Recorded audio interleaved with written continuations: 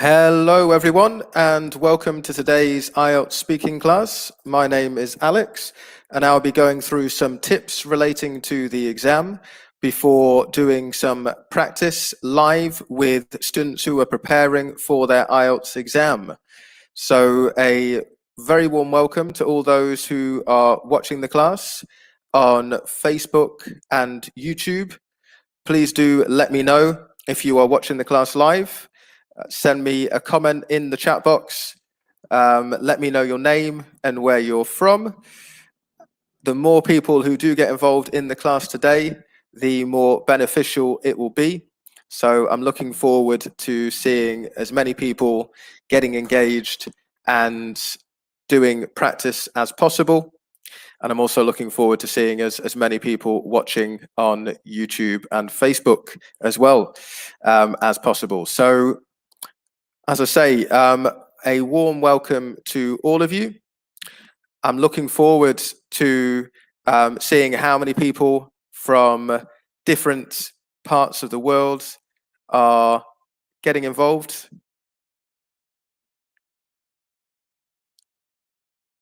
And sorry, I've just received a message that there is another class which is still happening right now. So I'm just going to pause for one moment and then I will be back with you. Okay, I'll be back with you very shortly. Sorry about this. I'm just pausing because I've been informed that there is another kinetics class currently taking place.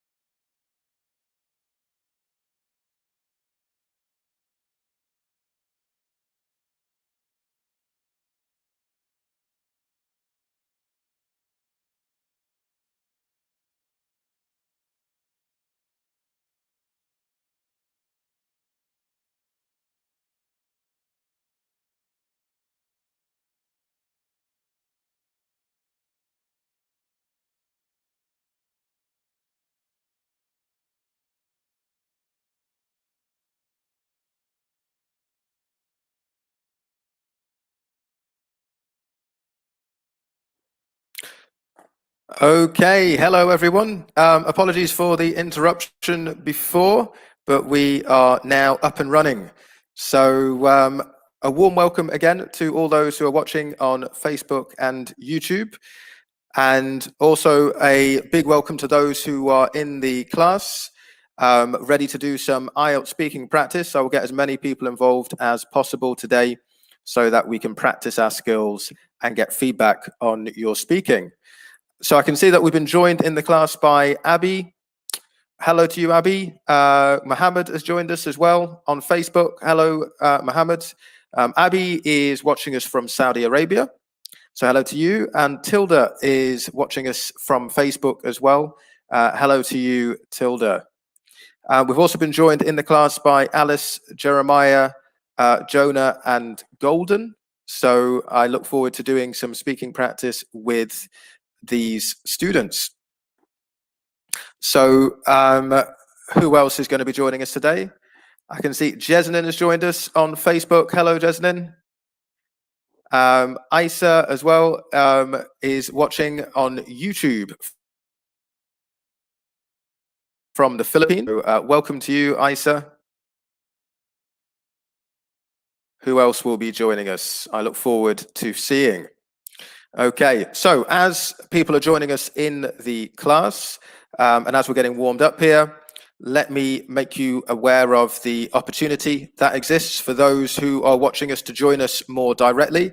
If you want to get support with your IELTS preparation, direct and focused here at Swoosh English and Kinetics USA, then join us on the IELTS Scholarship Program.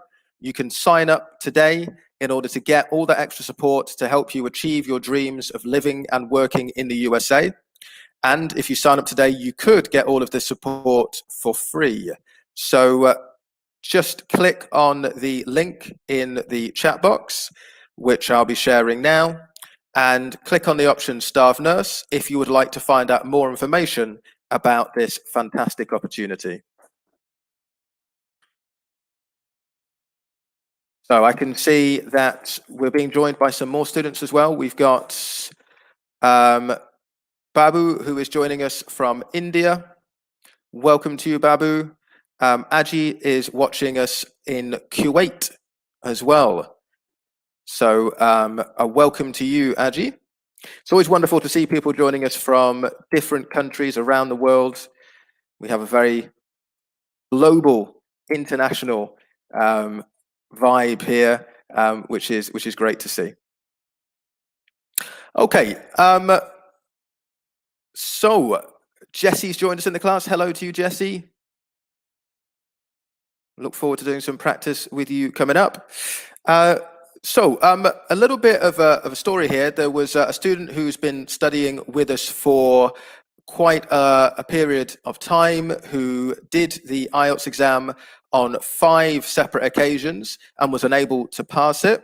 Now, many people, having done the exam 5 times, would have lost heart, would have lost the desire to keep going, would have felt that it was never going to be for them. But this special student entered the exam room for a 6th occasion and was able to pass the exam. So that was a fantastic story that I was made aware of this week. And I want to give a special congratulations to that student for that resilience, that commitment, that consistency to keep going, to not accept failure as an option.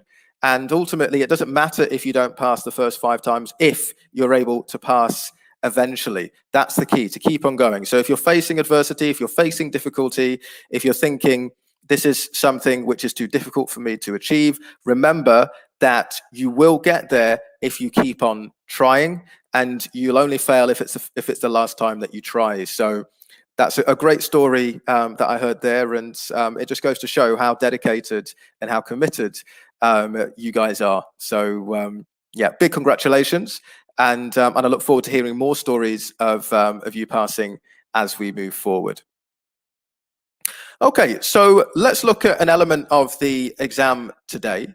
And what I want us to focus on is vocabulary and fluency.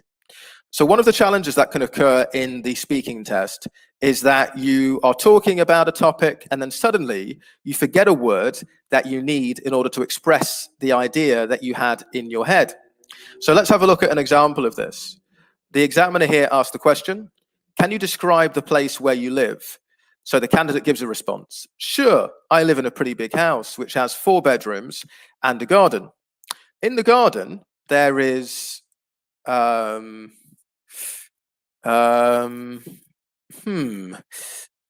is, okay. So we've got a problem here. The candidate's trying to describe something, but they can't think of the word. What word do you think the candidate is trying to say?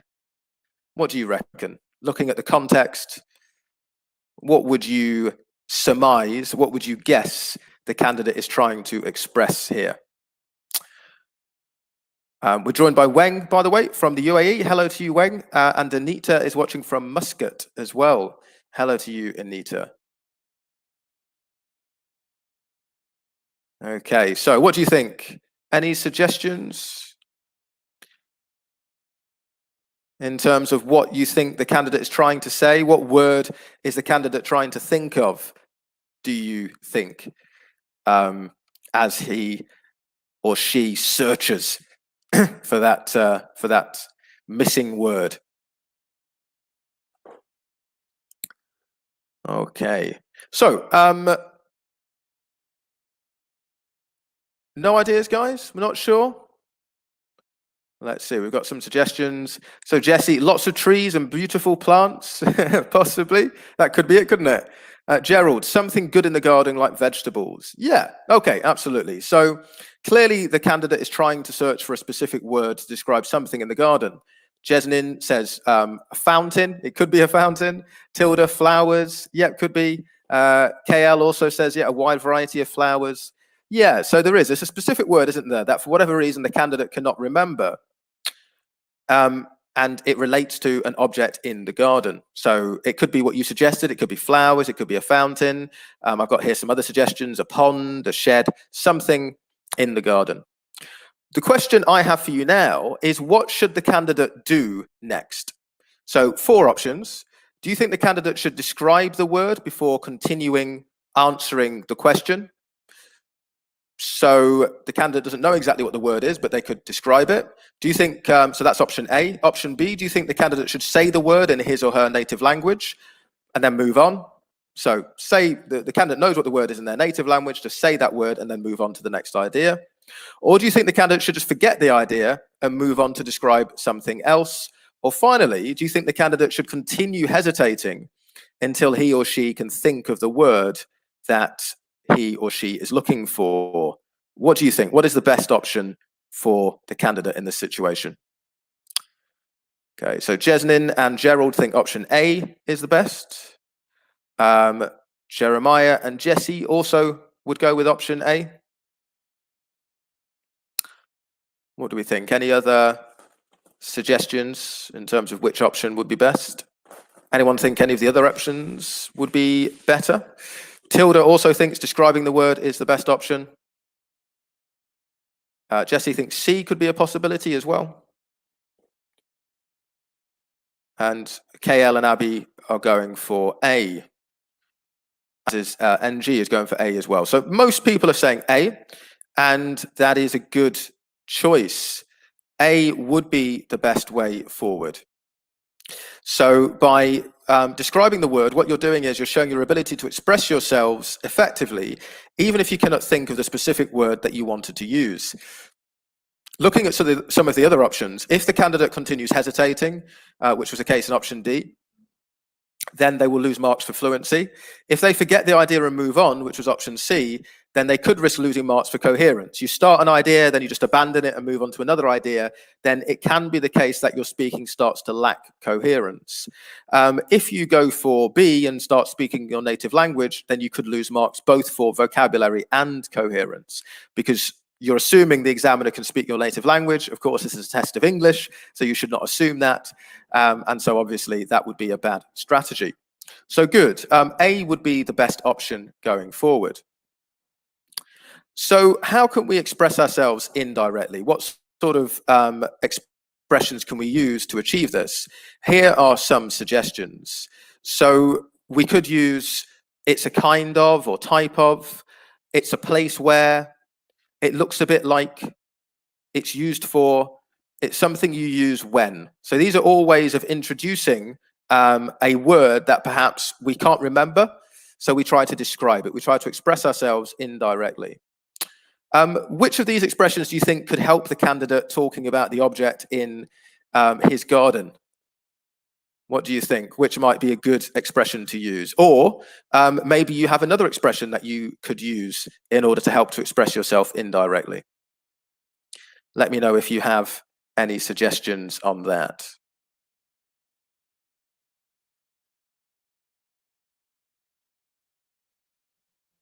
Okay. So there are a variety of options, aren't there, in terms of what the candidate could use. So if it were a fountain, for example, then we could describe it as it is a type of object which produces water. That would be one way that we could describe it. If it was a pond, you could say it's a place where there's water and fish live. If it were to be flowers, then we could say it's a type of plant, but it's colorful. Hopefully we would remember the word flowers, but the point is that, yeah, we could use a number of these expressions in order to express the idea that we are not sure of the word for. And as I say, in doing that, we don't impact our fluency in a negative way because we avoid hesitation, and we show our ability to express ourselves with appropriate vocabulary, even if we can't remember the word we want to use. And the point is that it happens to native speakers as well. Sometimes we forget words, and so that's what we would do in our native language, isn't it? We would try to express ourselves even if we couldn't remember the exact word we wanted to use. So I had this experience earlier today. I was talking to a friend and I couldn't remember the word probation. And for some reason, it just went out of my head. It's like, oh, you know, it's that thing you have to do before you start work when you're on a temporary contract. And that expressed the idea clearly. So it happens to all of us, or most of us anyway. So how could we use these expressions to describe the following? A garden shed, a remote control, a canoe. Share with me a sentence we could use for one or all of these different objects, so we can look at some ways in which we could use this language. So what do we think? For A, B, and C, if we were to use one of these expressions, how could we use them? How could we complete the idea? So let me know in the chat box if you think you can give a description, a clear description of one of these three items. And let's see what ideas we come up with. Just as you're thinking of some ideas, Sienna's joined us, watching from the Philippines. Excuse me. So welcome, Sienna. Okay. So we'll see if any ideas come up for this, but let me introduce you to some ways in which I would approach this. So for A garden shed, we could use it's a place where. So it's a place where you keep tools and other objects you need for the garden. A remote control, it's an object used for turning the TV on and off. Quite a simple one. A canoe, it's a kind of boat which people often use for fitness and adventure. So those are some examples as to how we could use these expressions. So if you're in the exam and you're struggling to produce the specific word for a concept, then do remember these expressions. They could come in very useful. Okay, so we've got some examples now. Jesnin, a type of device which is wireless and have different buttons. Okay, so good, we're going for remote control there. We might want to mention something in terms of how the object it's used in connection with, the television. But of course, we could use remote control for a hi-fi as well, or a stereo. So it could be, yeah, there are multiple objects we could use it with. Gerald, a device we use to tune machine for remote control. So Gerald, we don't want to use the word, so we're imagining, we can't remember the word remote control, so we're trying to describe it in a different way. So we wouldn't use the word itself, but yeah, thanks for your ideas. Jesse, so for a garden shed, we've got a place where you can get shade. Okay, yeah, a place where you can get shade outside of the house would help there, wouldn't it? A place where you can relax outside of the house, but in the garden. Yeah, that would be a useful description as well. Good. Okay, so let's move on then to do some speaking practice today. Let's see if any of the candidates do find themselves in a situation where they can't remember a word. And if they do find themselves in that situation, let's see if they are able to use some of these expressions to help communicate their ideas. Just as a final tip, remember in the exam, you should always avoid extended hesitation because it will reduce your marks for both vocabulary and fluency. So using these expressions will help you to show greater fluency and also vocabulary. So if you are in that situation, then do make sure that you use one of these expressions to help you. So we're going to start this week with IELTS Speaking Part 2. So for those who are less familiar with the IELTS, this section will usually last between 3 to 4 minutes. You should speak on a topic for up to 2 minutes. You'll have a minute beforehand to prepare, during which time you are recommended to write down some ideas to help you. So here is the first topic we'll be having a look at today. Let me bring a candidate into the class so we can do some speaking practice together. And I'm going to start with Alice. Hi, Alice. How are you doing? Hi, Alex. How are you? I'm good, thank you. I'm good. Have you had a good week? I would say so because it's not been very bad, but it's been very chilly. Okay. We don't like chilly weather. Not at all. Fair enough. Okay, Alice, so can you see the topic on your screen? Yes, I can see it. Brilliant. Okay, so as usual, Alice, you'll have a minute to prepare your response, and then you should speak on the topic for up to 2 minutes. Okay? Okay. Fantastic.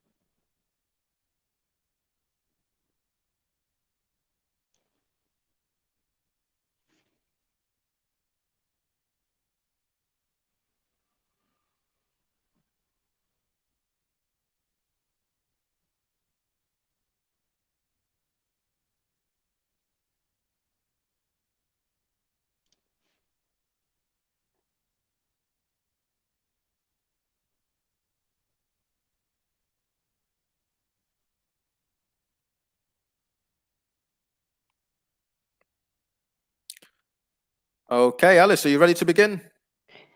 Yes, I am. Brilliant. Okay, so please describe an argument that two of your friends had. Well, I would like to talk about an incident that took place 3 weeks ago. It was at my place of work. Actually, I would say that it was quite embarrassing because it happened at the reception when we had a few we had a few patients waiting to be served. One of my colleagues had been reported by some other members of the team to my boss. There was this concern that every time people go for break, she would call them, and sometimes she doesn't use very courteous words. And it came out like they were very disappointed and very unhappy with her. So when she got to know about it, she has been keeping off, or rather keeping away from them. And every time they try to talk to her, she always responds with a cold shoulder. But what surprised me was that they didn't care whether there were clients waiting. And that actually created a very bad picture for our organization. And unfortunately, as I tried to talk to both of them, none of them could actually listen. And I felt very frustrated that I was not able to help them to stop having the communication of the nature that they were having, because they actually even heard some words that were not very polite, and especially in front of our clients. I thought that probably if it was to happen in the future, I would pull them away from the scene. Probably by doing this would help them to be able to calm down and be able to sort out the issue. However, most of the time you realize that when people are worked up, they will not listen, they don't care what is happening within their surrounding. And I would say that this Okay. was a very good example of such a scenario. Thank you, Alice. That's great. Thank you very much. Okay. Interesting scenario which occurred. Is this out of interest? Was this a real scenario, or did you invent Yes, this? it is. This was a real situation. So it always helps when you have a question that you've actually got something to talk about. Okay, it didn't actually happen the way I have put it across, because there was a meeting between my boss and some of my colleagues. Yeah. And actually there was no incident that took place in front of the client, to be honest. But I know there has been a scenario of people not being able to talk to each other. So yes. I think I would say that I've just tried to create a scenario out of the whole issue. Brilliant, brilliant. Yeah, exactly. That's the key. So with part two, sometimes candidates struggle because they think, oh, I don't know what to say. I don't know what to say. But yeah, use your imagination. If you've had something that's actually happened, that's great. If you need to exaggerate a little bit in order to give yourself more content, then do that. It's a useful strategy to use in this part of the exam. But yeah, so the thing that I really picked up on, Alice, this time around was your use of idiomatic expressions, phrasal verbs. So you talked about the cold shoulder, which was a nice idiomatic expression. Sort out as a phrasal verb. Worked up was another phrasal verb that you used as well. So it was good that you were using a wide range of language. You avoided repetition by using synonyms. So we started off with words that were not courteous. That was a nice bit of euphemism as well. To say that words are not courteous, and then you said not very polite as a synonym, again, to avoid repetition. So that was really good. And there was some variety in tenses as well. So you talked about something that had been reported. So using the past perfect passive there, some complex or less common grammatical structures was great. One more example of that is to pull them away from the scene as well. So there's another idiomatic expression which you used accurately. So yeah, some really good use of language there, really good use of grammar as well. The only grammatical slip that I picked up on was you said at the beginning, one of my colleague. So it's that old expression, one of, where we should use a plural noun form as part of the phrase. But that was the only. So it should be one of my colleagues? One of my colleagues, exactly. Okay, yeah. Thank you. Yeah, because if it's one of something, it means one of a group. So yeah, okay. the noun should refer to the group. But aside from that, yeah, really accurate and really well produced. I think it's just sounding a question, Alex. Yeah, go on. Yeah. How do you use the word kept off? I meant to say that they keep off from each other. How do you use the word keep off? To keep off? Yes, like when people try to avoid each other. Okay, so they try to stay away from each other. They try to avoid each other.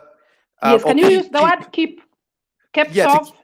Not kept off, to keep away from each other. They try to keep away. Yeah. Okay. Yeah, keep off would be in a different context. That'd be more for objects. So if someone tries to touch one of your things, even then, yeah, so keep off my, whatever the object is. But even then you might say stay away from, or yeah, so yeah, keep away would be the expression. Yeah. Thank you. Okay, thank you very much, Alice. Yeah, really good stuff. I noticed that the fluency as well, it's sounding a little bit more natural with part two. So yeah, I'm noticing improvements there too. So yeah, good stuff. Thank you, Alex. Thank you, Alice. Okay, so let's continue then. Let's move on to another topic. And we're going to have a look now at a skill. So I'm going to bring a student in to do some practice on this topic. And I'm going to bring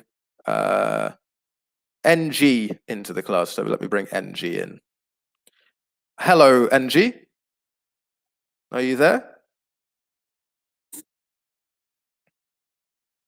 No? No response. Oh, sorry. It was on mute. So sorry for that. Don't worry. Don't worry. How are you doing? I'm cool. Thank you. And you? Good. Yes, I'm well, thank you. I'm well. Where are you based at the moment? UK. Oh, you're in the UK. Have you been part of the class previously? I have taken part just once. Okay, on one Yeah. occasion. And which part of the UK are you in? Remind me. Devon, please. Ah, Devon. Nice. Yeah, nice part of the country. Good, good. Yeah, thanks. Okay. Well, welcome back to the class, Angie. Great to have you here. So, can you see the topic on your screen? Yes, I can. Brilliant. Brilliant. Okay, so you've got a minute then to prepare. You may make notes if you wish, and then you should talk about the topic for up to 2 minutes. Okay. Okay. Okay, brilliant.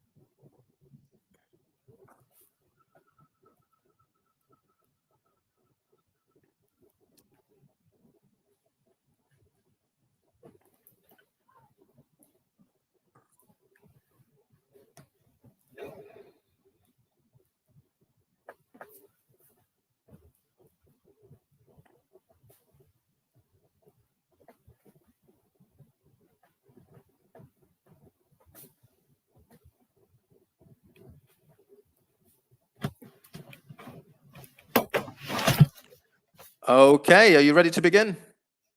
Yes, please. Okay, brilliant. So please describe a skill that you have that you can teach others. Okay, I would like to talk about a skill I acquired some years back, and that's about computer knowledge. I was equipped on this skill by one of the smartest guy in the town in one of the computer center called Globalization World. There are many programs that he taught me. One of them is desktop publishing. So I got thrilled by the way calendars were designed, even invitation cards were being produced. And so I became acquainted with it. Then before I joined nursing, I have already been acclimatized with how to use computer. So with that knowledge, being equipped with it, I can now teach a lot of people. I have taught many actually, but presently I can still teach some group of people, so especially some nurses that are not well equipped or not computer literate. I can teach them, especially it's very skillful to me because most of the things we do in nursing these days, things like informatics in nursing, my care that people are using Epic in nursing, and the world itself is also digitalized. So nurses have to be equipped with all this knowledge of computer. So I can get some people and teach them, and I feel well equipped. I feel happy, and I have the confidence of utilizing digital care for my patients. So that keeps me going, and it makes me to stand out wherever I go. That I am not I'm not alone, you know. So even when others can start. Thank you, Angie. That's great. So you had a lot of content there, which you were able to produce on the topic. Wow, the topic was really like, I was like, what is this, man? But then you had lots of ideas to share on the topic. So yeah, that was really good. So you obviously showed a good level of fluency, the fact you were able to keep speaking and produce so many ideas. Your ideas were coherent as well. Obviously, they were all connected to the skill that you had experience with in terms of computers. There was some nice use of language, some longer words in there. So you talked about being acclimatized. You talked about digitalized environment. Just at the end there is where you talked about, you said it helps you to stand out. So that was a nice phrase to use in that context as well. Yeah, so it was good. There was some organization. You started off with some years back, just to provide a context in terms of time. It's always good to do that because it helps to structure your talk. There were some slips just with grammar, usually with plural forms. You said some group. Obviously, some, if you've got a plural countable noun, you should be using the plural form. So some groups, similar to before as well, you said one of the smartest guy. Again, that expression tends to catch a lot of people out. It's, one of the smartest guys, plural form. Yeah. They said all this knowledge of computer, but when you're talking about a countable noun in general, then you'd use the plural form again. So all this knowledge of computers would have been more appropriate there. Yeah, so that was the main slip in terms of plural form. Also, just a little bit on pronunciation. Sometimes your fluency is good, but sometimes the words, some words are a little bit unclear. So just for example, I think desktop, the word desktop, I think was slightly unclear. I mean, it's understandable, but it's just, if you slow down sometimes just a little bit, I think it will help just to make some of the words a little bit clearer. So yeah, that was one example. And then I wrote down the word completely as well. I think again, the word, I could follow it, but just some of the pronunciation just lacked clarity sometimes. So just something to reflect on. But yeah, strengths there are with vocabulary and fluency. So there's some good pillars there to work with. Thank you. So the desktop, do you mean I should silence the K, or I didn't pronounce the K well, but it wasn't heard. I think that was it. I think, say that again. Desktop. It's the S sound, I think. Yeah, desktop. Yeah, desktop. There you go. Desktop. Yeah. Desktop. So it's all those consonants together. Yeah. Yeah. Okay. Desktop. Thank you. Okay. Thanks a lot. Thanks, Angie. Okay, so we're going to continue with some more practice. Just before we do, for those of you recently joining the class, then you have an opportunity. If you have a goal of working and living in the US as a nurse, then join us today on the IELTS Scholarship Program. We at Swoosh English and Kinetics USA can help you to achieve your ambitions, and you could get extra support for free. So click on the link in the chat box in order to find out more information about this, and click on the option Staff Nurse. And as I say, you could receive all of the support, including being able to take part in these classes and get live feedback. You could receive all of this potentially for free. So let's move on. We've got more people in the class who want to practice. So let me bring Lighty into the class now. Just bring her in for our next topic.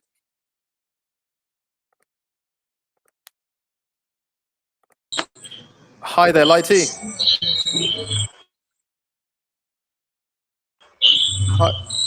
Hi, Lighty, are you there? Hi, sir. Hi, how are you doing today? Yeah, I'm fine. And you? Good. I'm well, thank you. I'm well. Is this the first time you've joined us, Lighty? No, this is my second class with you. Second one. Okay. Well, welcome back. And how are you? How are you doing today? You having a good day, a good week so far? Sir. Yeah, I'm okay. I'm good. Yeah, it's been a good week. Okay, good. Where are you based? Remind me. I'm in India, Kerala. In Kerala, in India. Okay, wonderful. Okay, Lighty. So, can you see the topic on your screen at the moment?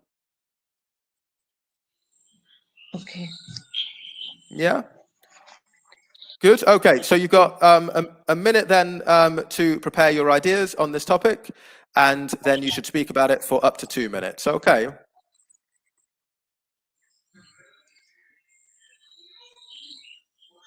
Okay, Lighty, your minute starts now.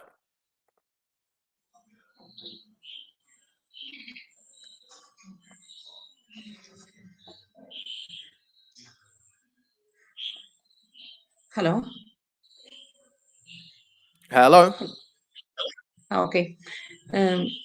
I shared a lot of things with my friends. Sorry, Here I would like. Lighty. Are you want to Okay. begin now? You have more time to prepare if you want. It's up to you. Do you want to Okay. begin now? Okay. No. I thought my time finished. No. You have more time. You have more time.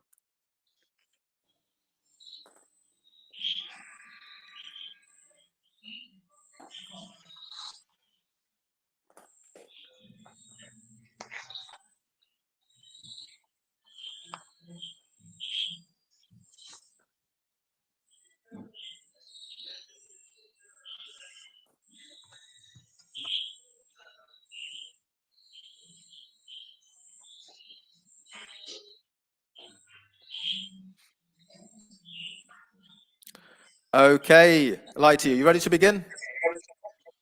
Yes, sir. Okay, so please, describe a time when you shared something with another person. Okay. Well, I shared a lot of things with my friends and my sisters. Here, I would like to talk about the few years back during my school days. I shared my notebooks with my one of my friends. Her name is Gina. Still, we are very close friends. One day. She lost her books because she's a basketball champion also. She kept her book in one place, and after that she went for play. But by mistakenly somebody took her book.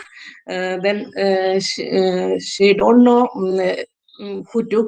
We searched her book everywhere, but that time. Moreover, that time it's a very precious time because this our exams near close very closely, and so she's the first scholar person in our class.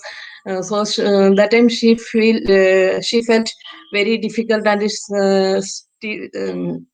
so I thought I could share my books with her because she is from my neighborhood.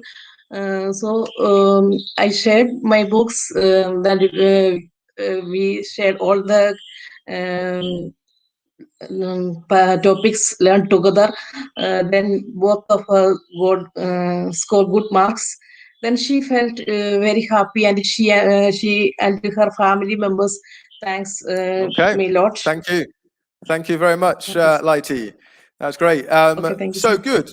Yeah, so first thing is, obviously you're able to keep speaking for the 2 minutes on the topic, which is great. It shows a good level of fluency when you're able to do that. And in so doing that, you use some appropriate language for the task as well. So again, you started off by giving the context, the time context, a few years back. You were using appropriate phrases like close friends was good.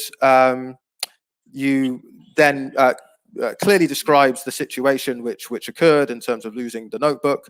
Another expression you used, which was a natural expression, she was from my neighborhood as well. So there was some nice expressions that you're using, some accurate expressions as part of your talk. There was one part where you mentioned something, I think in your native language, and I wasn't sure, was that a place that you mentioned? I wasn't sure. It was earlier on in the talk that you said it was something that I couldn't follow. I thought maybe it was because it was in your native language. I think you were talking about the place where your friend was at the time. Is that right? Okay. You don't remember? Maybe. Don't remember. Okay, no problem. Because if it was, then yeah, it might have been just worth saying, which is a city. Because if there's anything that you ever sort of use your native language to talk about, it's always worth describing what it is you're talking about. So if it's a place, then you could describe the place. That's where the language I was using at the beginning is useful. If you ever say anything for which there is no translation, always describe it just to make it clear to the examiner. But yeah, on top of that, there were just some slips in grammar just to be aware of, Lighty. So you said she don't know who took So obviously stay consistent with the past tense. She didn't know. And then if you use the verb take, you have to use an object. So she didn't know who took it. And then you said her exams very closely, but rather than closely, her exams were very close. So it would be the adjective rather than the adverb to use there. And just in terms of sort of fluency, so you did keep on speaking for the 2 minutes, but there were sometimes hesitations, not long hesitations, but it's just a number of hesitations as you were thinking. And I think what would help with this would be more pausing. So I think if you paused a little bit more often, just as you were coming towards the end of an idea, it gives you just a little bit of time to think what's next. Because sometimes it's like you were rushing just a little bit. And when we're nervous, sometimes we do rush a bit when we speak. We speak more quickly. But as you're rushing, it means that there are more hesitations because you're like, okay, and then. But if you just pause, it'll give you a little bit more time. And so you would actually then find that you were hesitating less frequently. So that's just a little tip that I think might be useful. Okay, sir. Okay, sir. Okay. But yeah, thank you very much, Lighty, and well done. It was a good performance. Thank you, sir. No worries. Okay, so we're going to move on now to look at part 3. So I'm going to bring in Jessie into the class. Hi there, Jessie. Hi, Alex. Hi, how are you doing today? Yeah, fruitful waiting. Yeah, doing well. Yeah, I'm doing good. I said that it was a fruitful waiting. It was a fruitful, yes, a fruitful wait. Yeah, good. Yeah, fruitful wait. Yeah, I thought Yeah. you would not call my name today. No, yes, we try and find as much space as possible. We started the class a little bit late today, so I'm going to continue on a little bit longer. So yeah, we try to create opportunities where possible. So Jessie, I'm going to bring on the screen a part 3 topic now. Okay. For part 3, it's always challenging for me, Alex. Well, it'll be good practice in that case, Jessie. Yes. Okay, so we can see here some tips in relation to part 3. So let's move on. Let's do a bit of practice. So we're going to be looking at the topic of arguments. And the first question I'd like to ask to you, Jessie, is do you think that it's important sometimes to argue? I do believe that argument is important because we can know the other person's viewpoint. Because if you don't argue and if you suppress your feelings, that is not a good way. So if you argue in a healthy way, yes, I think it is one way good, and the other person also will know that why did you argue, and what was the consequences, or whether it was my fault or their fault.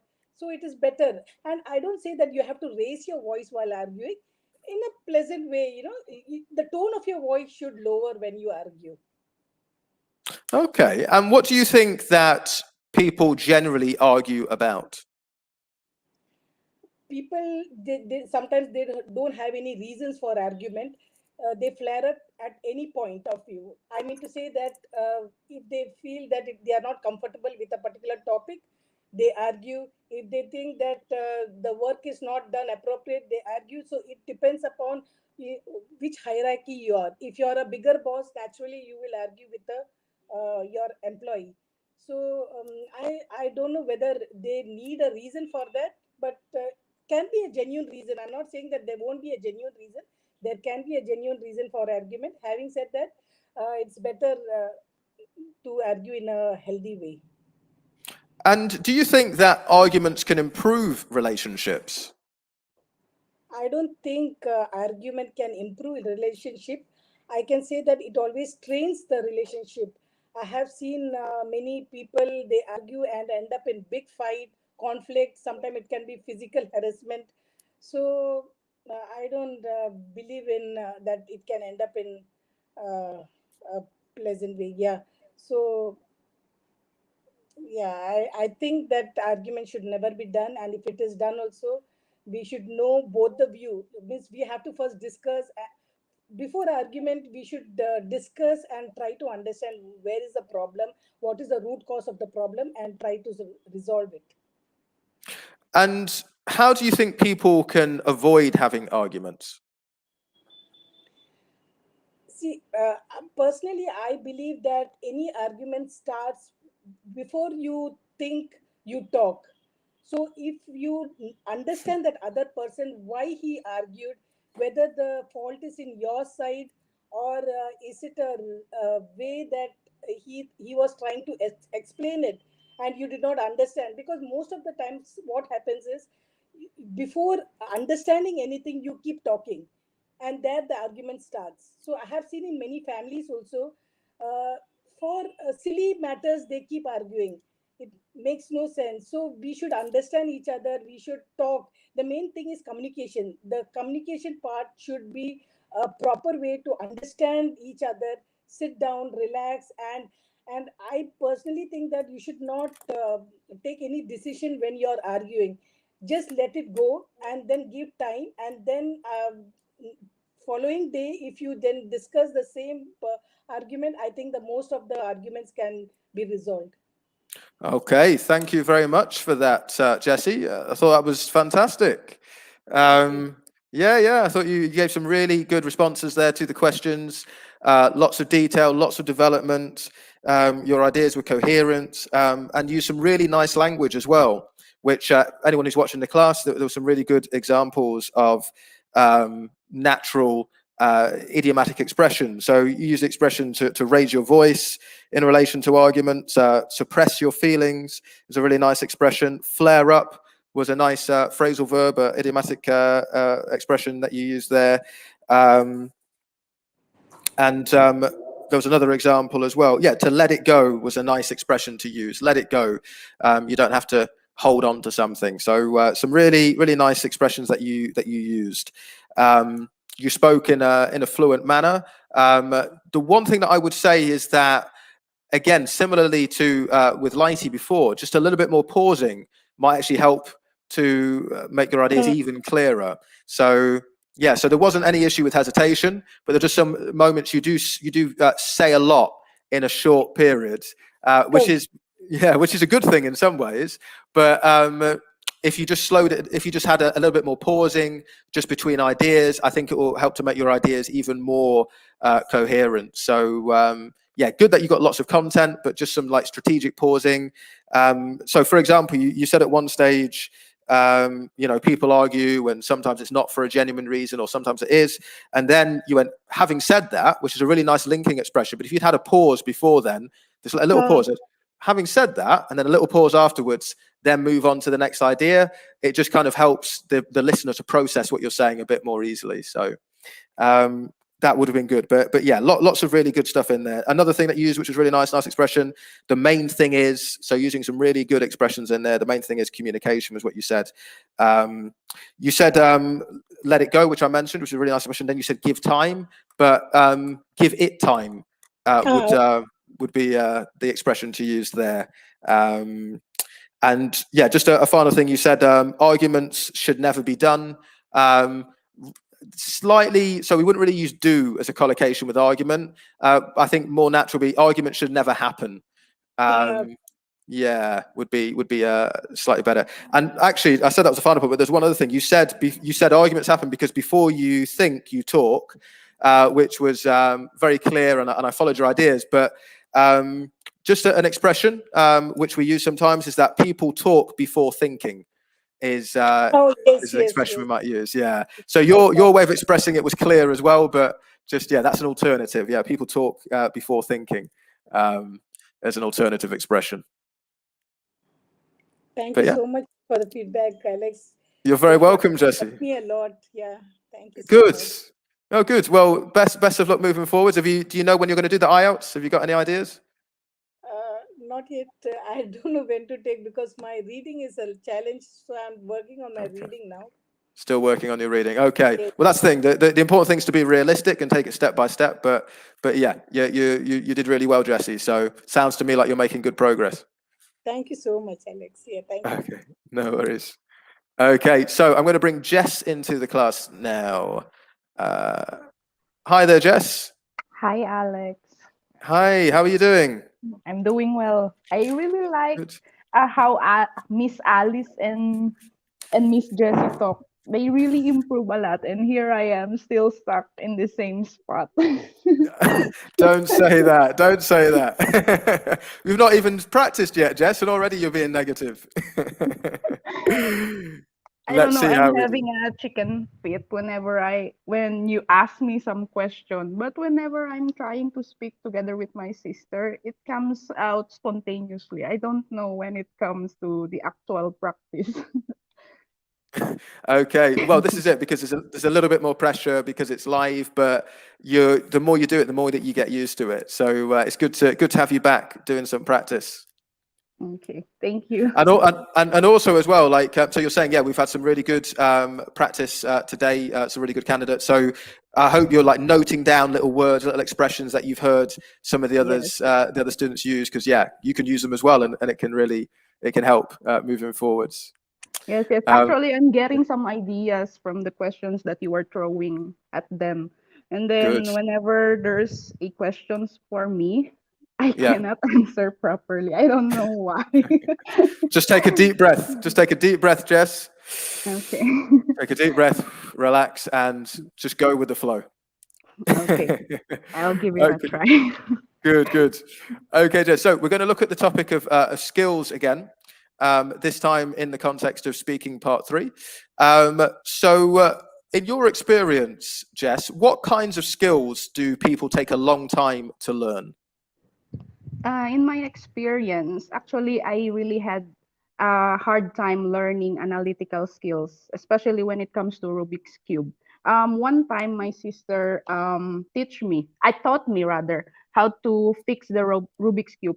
And it took me around 2 weeks to complete it because it is one of my dream to fix the Rubik's Cube.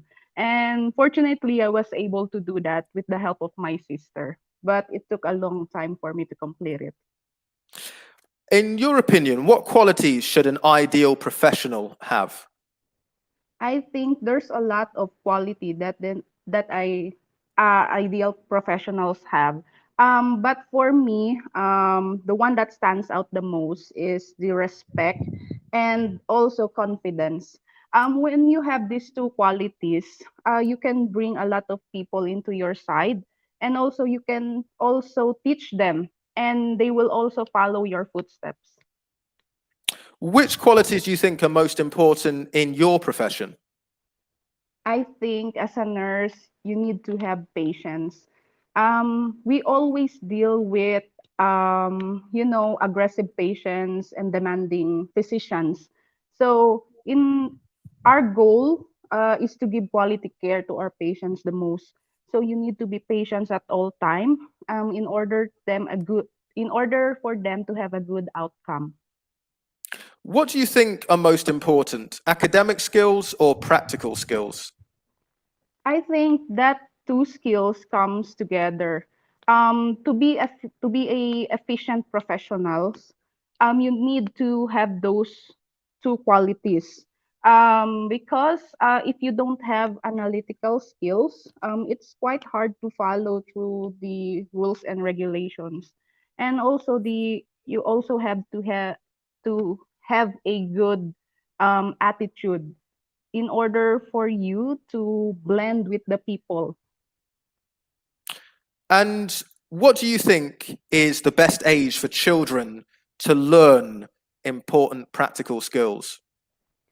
I think, in my opinion, the best age to learn is when they have what they call this a freedom of choice.